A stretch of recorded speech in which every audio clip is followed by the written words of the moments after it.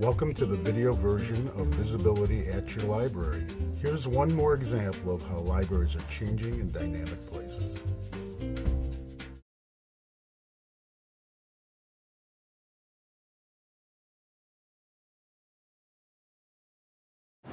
I used to give a talk called Orphaned at Birth and Raised by Kindly Librarians.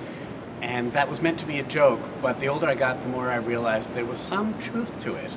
My parents did rely on the libraries, the public libraries of Albany, New York, as being not just the babysitters, but sort of the setters of morality and the aesthetic guideposts for the rest of their child rearing needs.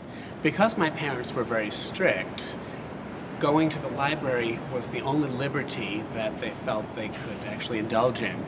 So I found in the books, especially in the children's room, all the incentive to explore my imagination that I then used for the rest of my life. I love research libraries, of course, but I still love children's rooms because there's something about the smell and passion of books that have been drooled over and dropped in the swimming pool, etc., that sets my imagination aflame. I do not use my library as a babysitter for my own children, despite how my parents did it, but it is one of the central places in our town for the family to go. It is now a family destination. But I use it both for research and also as a haven of silence away from the noise and crisis of family life. When I go into the library, I try not to look to see if they have my own work.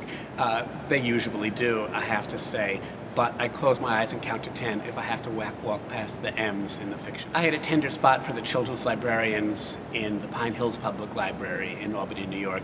I didn't know how they could make ends meet on the nickels and dimes that we gave them for our overdue books, and I used sometimes actually to leave a little extra change on their desks because I thought if they're not well paid enough, they won't be here to keep the library open for me. So I'm sure they didn't know why they were finding little piles of change on the desk every week or two.